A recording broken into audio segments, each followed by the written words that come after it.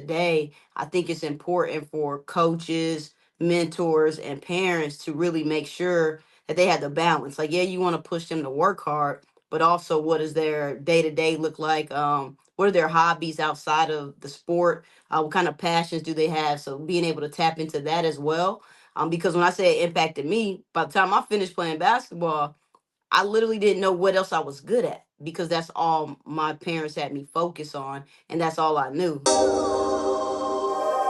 How can I get through this? Nobody's going through the same things or challenges that I'm going through. So I want to just give you guys some uplifting going to 2025 with someone that she's going to come on and just talk about her winning mindset that have led her to do some amazing things in her community and what she's doing now. P, how are What's you going doing? on? Man, I'm feeling good. I'm good. I'm excited. As you just stated, we right around the corner from 2025. I'm excited. Most definitely, most definitely. We're gonna dive right into it with that being said, because I Okay. know you have a big schedule because anytime you fill in shoes of helping people, it takes a lot out of you. It So does. said Yeah. tell the people currently about some of the amazing things you're doing. Okay. Well, like she said, I'm Coach P Wade. Right now, I'm a content creator, but that's like just a piece of it, right? There's a lot of work that goes into it behind the scenes. So not only am I, doing content on online, building up my online community, primarily TikTok. I'm a motivational speaker, so I'm working on book and speaking engagements. I'm a newly published author. So thank you. Yeah, Yeah. so I wrote a book. It's a personal development book. With that, of course, I want to sell the book, but I'm starting workshops around the book and different things like that, while still mentoring and coaching and still having a 9 to 5. So I'm doing a lot right now, but definitely doing some fulfilling things. I'm in the ministries in my church, so I got to get out and do outreach in the community. And also, I do the employment ministry, so just helping people navigate that as well. So I got a full plate right now. Yes. I'm not even gonna lie. You putting that work in. I'm talking about Yeah, you got a lot going on. So I yeah, a love lot. speaking about all that you got going on. We want to draw that back into a lot of our audience are youth and young adults, which I like to speak to, of Okay. course, too. So with all that being going on, where did that start in your youth years of you having to say, okay, I'm gonna go out there and I'm gonna go get it? One thing I do know that you were also you play sports. So Yep. kind of start in there of how that sports also helped lead to the person that you are today. Yeah, of course. When you an athlete, former athlete, current athlete, it's just always in you, right? So that was instilled into me from the beginning of working hard, having work ethic, grind, and all of that stuff. But another piece of that for me that I think kind of catapulted me into who I am today is my dad was a soldier. So not only was I an athlete, I had my dad as a soldier. My dad didn't have any boys in the home, so I was like his soldier, right? And I was also someone that kind of lived out his dreams for him. So from a young age, playing basketball, being a leader, being a captain, being one of the top players, just from an early age, I always knew like you had to put in that work to be at the top. Like it's not going to come easy. You can have natural talents, you can have smarts, you can have gifts, but you're gonna have to work hard if you truly want to be successful. So that started very early in my childhood and went on to, like you said, I played basketball in college. Got a D1 scholarship, so kind of went on into that area as well. So I've been doing this for a long time. Just it looks different now, if that makes sense. Most definitely, most definitely. But Yeah. that's something to hear you guys with the military dad, because that's a different level. Oh, This is hold on. Military dad who didn't have a son in the home. It's just and since I have this masculine presenting energy, he Mhm. like treated me as like I was his son. So I mean, I'm doing push-ups before I go to bed. I'm just trying to watch cartoons. Daddy, like you want to be a basketball player while you watch your cousin Skeeter. Like that's real stuff. I'm like, So it continues, like you said, to push you and develop you, but yeah, stay there because at the same time, we want to make sure that we're empowering our youth. But yeah, have you thought about how that made you feel growing up? Because there's some young girl now that's playing sports and like yeah. "Hey, I love this, but I got this dad that's really pushing me way tougher than I want to be." And now because of that, I hold a masculine energy where people are at me and looking at me a certain type of way because Mhm. I'm doing this. So Yeah. how did that affect you, or was it any affection at all that affected you about that? Oh yeah, no, that impacted me greatly. Like I'm thankful for how my dad was because it shaped me. But on the other end of that, I don't know if I necessarily had the childhood that I would have preferred. There was like not a lot of balance there. So as kids are playing sports today, I think it's important for coaches, mentors, and parents to really make sure that they have the balance. Like, yeah, you want to push them to work hard, but also what does their day to day look like? What are their hobbies outside of the sport? What kind of passions do they have? So being able to tap into that as well. Because when I say it impacted me, by the time I finished playing basketball, I literally didn't know what else I was good at because that's all my parents had me focus on, and that's all I knew. If that makes sense. So I would say it impacted me in that way, but it did make me mentally tough. So it's pros and cons to it. But if I could go back, or if I'm coaching somebody today, I'm going to make sure that they understand there's balance to it. And you never want to push a kid too much to where they not even interested in it. So I'll say this right here. I'll fast forward to I got a D1 college scholarship to play basketball. I quit by the time I got to college, because of a lot of that, I didn't really have an interest in basketball. My dad made it so unattractive to me and unappealing. So by the time I got to make my own decisions, I had my own autonomy. I'm like, do I really want to play basketball, or was I playing basketball because my dad wanted me to play basketball? So when I was 21, junior year, I said, you know what, I'm gonna graduate college, but I'm not gonna be an athlete anymore. So I hung that up. And in hindsight, it's like I don't regret it, but I think if things were done a little bit differently from the adults in my life, my path could have been different. No, I love you hit that right there. And for the parents that are gonna look at this, I want you to Yeah. take that, even take time to just go back and listen to what she just said.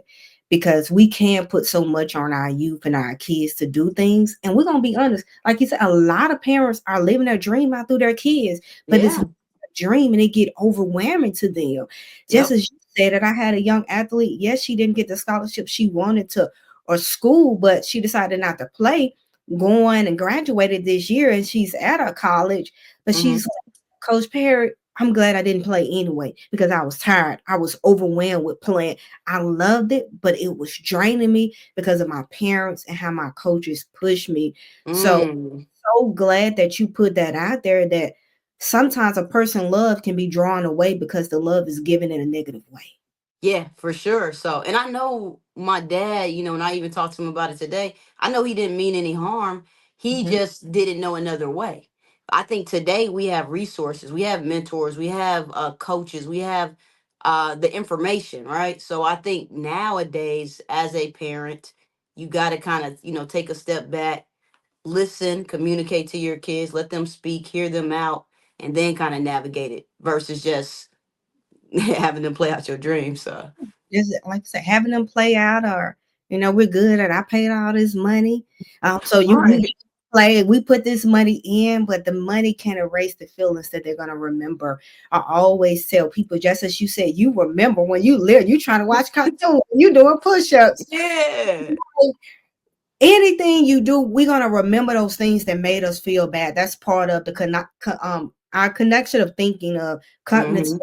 We're not gonna remember all the great things, parents that you made, but that bad thing that you did you Hmm. remember? We remember those things, and we hold on to those things because they're so significant to us. So you gotta watch Yeah. things that you're doing, like you say, it's communication, is listening, and being able to do that part with it. Yeah. For And another sure. thing that you talked about too was the winning mindset. You said that we talked about that earlier. I said I was gonna mention that, Yeah. but how did you adapt that? Because, like you said, your household wasn't the best when it comes to those things of how he kind of raised you up to be, even though you're a Yeah. great individual. Now, how did Right. that winning mindset produce everything? Because I couldn't, the way my dad was, and people that used to come to my games, they would know my dad would take me to the side and have these little sidebar talks. I didn't want to lose. I don't even know if I didn't want to lose because of my team or my coaches, but I knew I didn't want to face my daddy. So that created a mindset of like, when I go out here, I'm gonna be a dog on this court, because I don't want to hear my dad tell me anything else that than good job. I just wanted to hear, I'm proud of you. You did great. Maybe we got some things to work on, but I developed that from my dad, like really being on me. But like I said, I don't want it to make it sound like it was a negative. It's such a good thing, because as I got through life and I started navigating tough spots, when life got a little uncomfortable, as I started moving into my career and workspaces, because of how my dad was, I was always steps ahead of everybody else, because my mindset was different and I was able to take on challenges, figure it out differently, and navigate it. So I know it sounds like, it's like, damn, your dad was hard. Yes, he was, but it also instilled some things in me: the level of discipline, the level of integrity, the level of accountability that I have today. If he didn't do those things or have those conversations, I don't think I would be as great as I believe I am today. Like, all honesty. So staying there, what would you say to that young athlete that has those parents or a parent that are a little tough on them and they're feeling like, you know what, I'm tired of it, it's too much, I'm overwhelming. How should they approach their parent talking about that situation? I think the thing I didn't do, because my dad was military, he was back and forth, and I didn't have the skills, or I don't feel like I was comfortable. But if they do have a safe space with their parents, like, let them know how they're feeling about playing, how they're feeling about their progression, how they're feeling about maybe even their time management in life. Like, maybe if you don't feel like your parents are giving you enough time just to hang out, or they're not giving you enough time to relax and watch TV, and you're doing all your things you're supposed to do, like your grades are good, your behavior's good, all these things are good, but all you all are doing is putting me in this box. Maybe they need to verbalize that, or communicate it to their parents. And also, if they have other things that they're interested in, make sure Mhm. they speak up and say that as well. Because sometimes parents don't know, they just think you may want to do this because you're good at it. You may have a natural talent, but you also may want to be in plays at school or be in the band, and no one may know that about you. Definitely. So many other particulars there. I love that because as we transition into another question I want to ask you about is you talk and speak about full potential and purpose as I do too. And Mm-hmm. that's one of the things, us as human beings, our purpose is so much bigger than just one thing because God is a purpose God. So which Right. means He gave us things to build and produce gifts to other people. So Mm-hmm. that being said, when we're talking about potential and purpose, like what led you to this field of working with individuals in that manner? Like when someone saying, okay, I want to get coached by Coach P, like what was Mm-hmm. that just made you say, this is where I need to be and this is my lane? Yeah, so I would say there's a couple things that led me here. I'll give you a little backstory and I'll lead it up. So prior to me, coaching and speaking, I was in a leadership role for a corporate company. I will call it a telecommunications company. And I led over 200 people. I had a lot of employees, and I was coaching and developing them, not just with the company and what they're supposed to do there, but you start to transition into where you develop them in their life and helping them navigate that. And that was great. I loved it, fulfilling. Like, it was probably the most amazing job I had. Crazy thing is, I got so dang good at it, I got promoted. And when I got promoted, I went from having 200 employees to zero. I became an individual contributor. So as I began navigating the new role I was in, I felt lost. I didn't realize that I loved coaching and developing people so much, and it was fulfilling me. But it took me about 2 years to figure that out, as I was like seeking my purpose, trying to figure out what I was meant for. Like, why am I here? Like, why am I on this earth? Everybody has a purpose. So as I was, navigating that, I was like, you know what, Patrice, you like helping people, you like impacting people's life, you like coaching and developing. Why don't you create something where you can do what you were doing before, but do it on your own? And Mm. that led me into life coaching initially. Motivational speaking, I'm an introvert, I'm shy, I don't know if I can do that. But over time, as I started really getting into what a coach was, speaking is part of it. And naturally, I am a speaker. When I was a leader, when I look back, that's something I did all the time. So it led me there, but I still didn't realize what it should look like, the whole picture, right? But in January of this year, I got saved. I joined my first church in my whole 37 years of life. Well, I was 36 at the time. But I joined a church. I got saved. I started creating a relationship with God that I never had. And that led me to the point I'm at today. If I never got that connection that I got in January, got saved, and eventually baptized in August of this year, like I know for a fact I wouldn't be doing what I'm doing right now. My book wouldn't have been written. I wouldn't have the community that I have, like on my TikTok that I'm building up. I wouldn't be out here in the community helping, inspiring, impacting lives daily. So that changed it. So what I hear from you saying, as we said, you already had the leadership ability. That was something Hmm. you were doing. Yeah. But leadership became profound when faith was introduced to the leader. There you go. Yeah. Ooh, get it, Coach Perry. I'm gonna do it. I'm gonna do Hey, you dropped that one. I love that it. one. All right, coach. And I think that is so impactful that we have to understand that faith is a must. With everything we do, we have to make sure that we're understood and we're bringing faith and we're bringing God into the direction of Yeah. where we're going for it to grow. Because you can say you're very talented. Talent is good, but talent without faith is dead. Yeah. No, that's facts. You was great at what you did, but like you said, I got saved and things change. Like literally changed. And I know people tell that story, and I'm like, I was one of those people like, here we go again. Yeah. You found God, and then life, life changed. But now I'm that person out here like telling people that, which is great because there's a lot of people that are like how I was previously. They Mhm. don't believe that's really the case. And there's some people that, and I love the people that know me and see me grow from, playing basketball in high school, college, even being in my career, because I wasn't always as polished. Like I went home for Thanksgiving. Some people had to remind me. They're like, "Yo, you used to be like in those streets," and I wasn't in the streets for real. Let me not make it like that. But I used to walk around, Gold Grill. I was a rapper. I was a little going on a different path. I still was good in school and whatnot, but that other life was real appealing to me, right? So I could have easily went that way, but so I say that to say it really did change me. Like when I got that connection, and I was great, but I became greater. I promise you, it was already in me. But God already gave me the gift. Like I've been had the gift, but Right. it's like I couldn't unwrap it until I got that connection.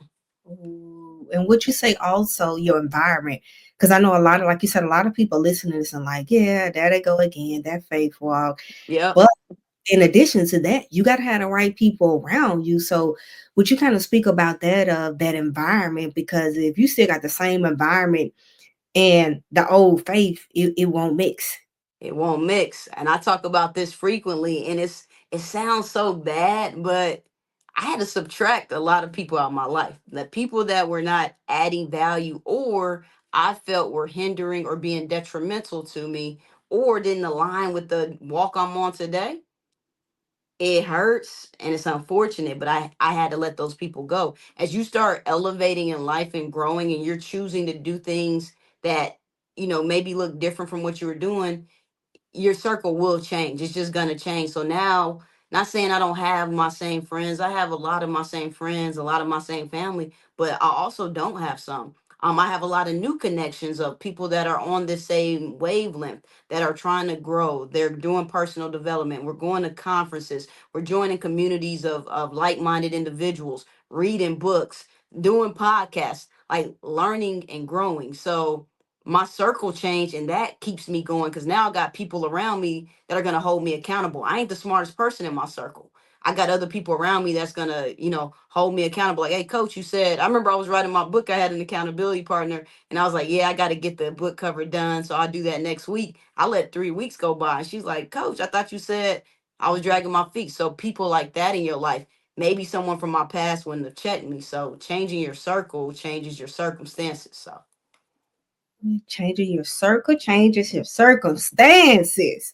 Come on yes. now. And that circle was Yeah. led to the book, I Rise at Five. Tell the people Yes. about it because I really want to hear that. I know I looked it up some, but I want to hear from you. Like, where did that come from and why? Yeah. It's crazy the title. I was doing a live last night and I'm looking at my vision board right here. And I have on my vision board that I made in December of last year. So December 2023. It's the thing that says wake up at 5 a.m. I didn't know I was going to write that book this year. Did not know. But on my, I just got chills. On my vision board right here it says wake up at 5 a.m., right? That was just a goal of mine for 2024, which I started doing. I started rising at 5. And it's crazy that the book is titled that. Like, that just threw me off just every time I look at it. But I wrote the book I Rise at 5 because once I started doing it, I wasn't just rising at 5, getting ready to go to work, or rising at 5, oh, let me get on social media, make a video. No, once I started doing it, I said, I'm going to dedicate this time to myself. Because as life, do our day to day, like, I'm married, I got a stepson, I got a 9 to 5. You can easily stop pouring into you because you have all these other things. So when I rise at 5, what I do is pour into Patrice before I go out into this world, before I show up as Coach Pete, before I give anybody any motivation, any inspiration. I pour into me before I go love on my family, before I work out. All these things I pour in. Well, working out is part of it, but before I go do anything, I pour into me. So I start rising at 5 and being intentional about what that time looks like. I started sitting in silence, and I was sitting in silence. I could hear God. Like, literally, when you sit in silence and solitude, I could hear God. I started reading during that time. I started meditating during that time. I started praying, different things like that, and like studying speakers, studying my information. I have a psychology book over here. I am a certified life coach, but I want to gain more knowledge around psychology and the mind. So I use that time to pour into me, which then developed into the book, where I created a routine based off the 6 things I do in the morning, where I created a routine called Aspire. We're going to aspire to greatness. And I break down the first hour of my day into 10-minute increments. So the 6 segments. The A for Aspire, that's your affirmations. I do my affirmations for 10 minutes. The S is silence. I don't necessarily sit in silence for the 10 minutes, but the silence is also meditation or prayer. The P's, pen and pad. I use that time to journal. The I is improvement. I use that time to do my studying, whether it's my psychology book, whether it's studying great speakers I like, looking at body language, mannerisms, tone inflection, all those things. The R is my reading. And then the E is exercising, where I may do some yoga or I may go down to my gym downstairs. So I created a routine and I started becoming intentional about it. And I seen how it made me grow, what it did for my life, even how I show up in this world. And I was like, I'm going to share this. I got to share it. And I just kept building on it. Most definitely. I love it. And one of the questions I was going to ask was for definitely athletes, and most Hmm. important female athletes. What are some things that they could do? But you just broke it down. Inspired to be intentionally about everything that you guys do to get Yep. to. Yeah. I think for female athletes, your mindset got to be a little different, got to be stronger than men, I believe, because you're already like looked at as an underdog, like you can't, we Mhm. found out during this election, not going to politics, but what people truly think of Mo- women, what women can't do, what they not qualified to do. So you already, Against and the wall.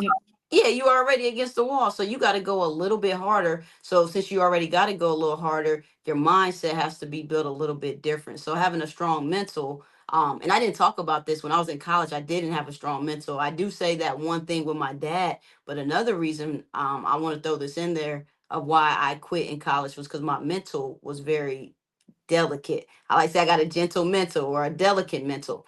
I Mhm. was believe it or not, even with my dad being like that, when I had rough coaches or rough situations, I broke, that I had a very weak mental. And also I had experiences in college. My first college I went to, Arkansas Little Rock, where because of how I appeared, because of the thoughts that people had about me, my teammates didn't embrace me and they didn't accept me. So that broke me. That was my first depression that I'm aware of, that I know I ever had.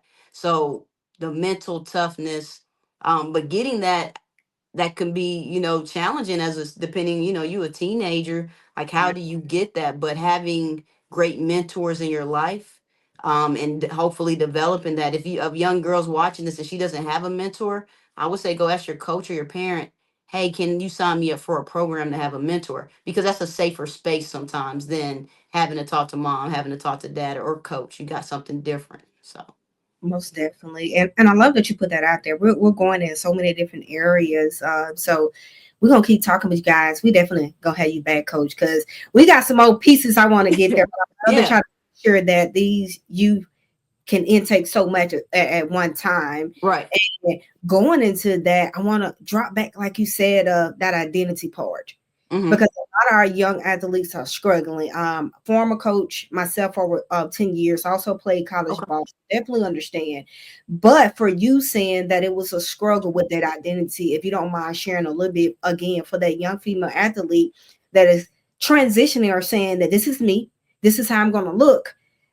At home, friends and family may accept me, but college don't accept me or the world don't accept me. Do I hide or do I rise? Ooh, What do you give them with that? Oh yeah, we coming with it, coach. We yeah. with it. Yeah, I'm gonna say always be your authentic self. One thing about me, no matter what happened at that school, no matter what my coaches thought, no matter, I was gonna show up my authentic self.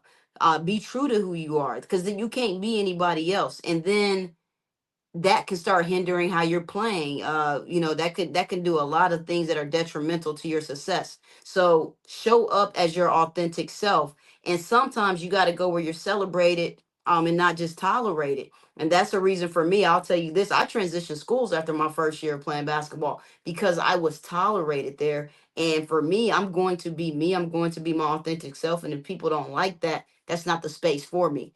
And in this day and age, you got the transfer portal anyway, so it's definitely different um, options out there if necessary. And I'm not just saying run, but if you are noticing people aren't accepting you for you, maybe there's some hate talk, you're treated mistreated, things like that. Not just simple things, but we're gonna say like mistreatment or verbal abuse or emotional. If you notice things around that, then you may have to transition, because I experienced that when I was at the first college I went to. Verbal abuse from my coach, and I was 17 years old. And I don't think any young lady or young man should have to endure that. Definitely. So I'm glad you get that advice of get out the situation. Don't sit in a situation, even though it's a scholarship or something behind it. Your mental, how you feel, and what people put inside you or pour inside you is so Hmm. important. So if Yeah. there are Oh, yeah. things in it, no, go ahead, coach. Yeah, yeah, no, I just think, yeah, you're right. Your mental is more important because, yeah, scholarships, money, and you'll have your parents saying, like, that's a full ride scholarship. They're giving you X amount of money per year, but at what cost? You know what I'm saying? Like, at what cost? So sometimes you have to, even if a parent's watching this, watch what you're telling your child, because at what cost. I went through that for that whole year because I did have people saying that, and then I kept going on, which my other schools weren't like that. But what if I didn't have the courage to leave that school because everybody was in my ear saying, well, they're paying you. That's like today as an adult, just because a job is paying you X amount of money, but they mistreating you or not valuing you, you're not going to stay there, right? That goes for a relationship, a friendship, whatever the case. If people aren't treating you as a valuable asset, and you know you're the prize, sometimes you got to go. You gotta go. That's a point blank period. You know you're the prize, so you gotta go. You got to go. So great. I love it. And as we start and really you guys are wrapping up, we're gonna say part one because coach Okay. coming quick. Yeah, I As definitely want to come back. yes, we're getting to 2025. What are some things that you would like to tell people that they should channel in on start doing going into this new year? I would say create your own blueprint this year. Be intentional about that. When I say create your own blueprint, design the life that you want to design, and that can go for somebody that's young. That can go for somebody that's old. Like, I'm in church now. Write the vision and make it plain. Write out what you want your life to look like. Write out, if you're an athlete, what you want your season to look like. Write those things out. Have purposeful actions in there. What you see, what you visualize. Don't make it to where you cap yourself either. Don't put a ceiling on it. Like, how far do you want to go? If you're an athlete, what do you want this to be your breakout year? Do you want to be the best defensive player, the leading scorer, the team leader, whatever, the most coachable, whatever the case is as an athlete. And then just as a person, an adult, I would say write what you want to do and then become it. Believe it, then become it. That's what I would say going into 2025. Last year, I was not Coach P. Wade. I created my own blueprint. I wrote my vision. I designed it. this is what I want my life to look like going into 2024, then I became this. In 2025, I got other goals and I got other dreams. And now I'm about to keep doing that. I'm not stopping right here. I got other things that I still want to accomplish. So we just going after it. We winning. It's a winning mindset. Like there's no stopping at this point. Who ain't no stopping? Ain't no No, stopping no, at no. this What point. they say, all gas, no brakes. Let's No go. breaks. And I'm gonna tell y'all something about athletes. Once an athlete, always an athlete. Oh, yes, Even if in you. we ain't in that gym, we still in that gym mentally. Yeah. Like that's what I love about that of just connect with other people that have been in that field of being an athlete because our mindset is different. We understand Hmm. no gas, no break. And we know there's no ceilings to everything that we do. So I love that. And that was one of the things when I developed this, say podcast, but now I'm just saying encouragement and empowerment culture for young people to come in and look at this to know that you are listening to people that have been there, done that, did that. We've Yep. had challenges, we had, a lot of doubt and fear, but you still can make it. Yeah.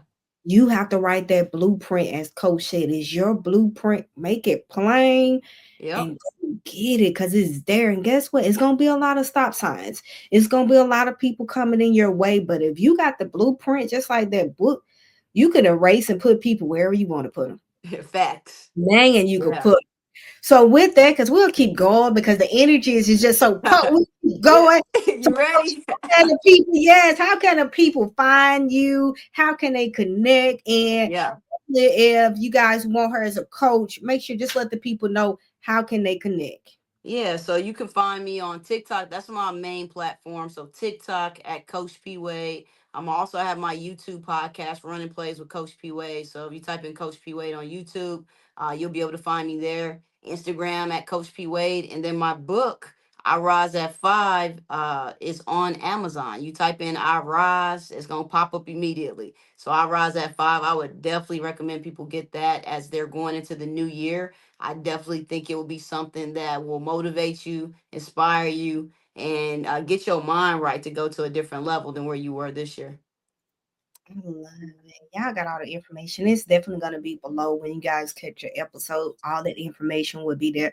I would definitely say jump on that bandwagon, put her in your blueprint and follow. It's just been great us connecting on Yeah, Instagram for sure. media and just going and seeing you just develop and change and things you're doing is just amazing. You and your family. So shout out Appreciate that. you guys. I see the work you're doing. I see the work, the missus putting in with exercise. And yeah, Yeah. y'all keep going. Y'all be motivating me. A part two in 2025 as we continue to talk about how we're going to rise. But y'all know what it is. It's your girl, Coach Perry. And as always, don't just talk about change, be a doer change. Why? Because you deserve it. See y'all on the next episode.